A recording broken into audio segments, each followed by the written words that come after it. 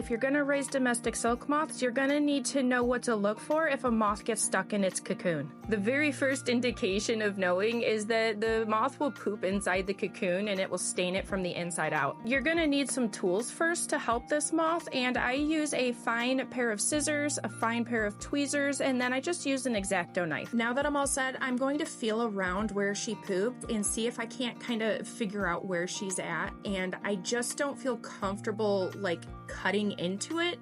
So what I'm gonna do is I'm going to graze some of the cocoon off of the top. Now, if I went in on an angle here, I absolutely would have nicked her once I pulled that piece off. But you see her? There she is. A lot of rescuing them out of the cocoons is feeling your way. I'm gonna turn her towards me to make it easier so that way I can cut little pieces of cocoon away with my scissors. This little girl wants out so bad, so she keeps coming to the surface where I'm snipping, so I'm just doing little itty bitty snips at a time because I'm so terrified I'm gonna nick her antenna. I'm gonna rotate her again, and I'm just trying to find a comfortable way to snip some more.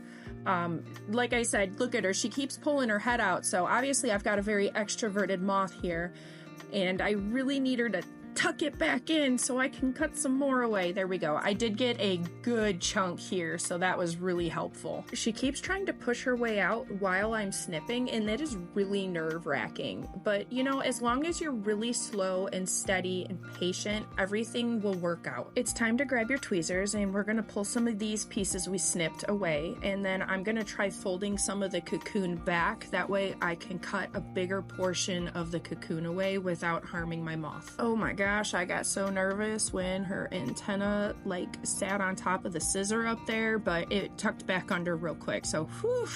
Well, now she's going back into the cocoon. She could have done that when I originally started cutting. Oh wait, here she comes. The hole that I created actually wasn't big enough for her to come out of, so I did end up having to cut a little bit more cocoon away because she just has a very big booty. That face melts my heart every time. Here, I'm just gonna grab my scissors again, and we're gonna make another cut along the top of her back. That way we're not cutting into her. And I was gonna try to cut another big chunk out, but of course she had to flip over, so now I'm worried that I'm gonna cut her feet. At this point, I grab my tweezers again because I know that if I continue with the scissors, I'm probably gonna nick a foot because she is being very uncooperative. However, I was able to fold it open and she was able to emerge that way.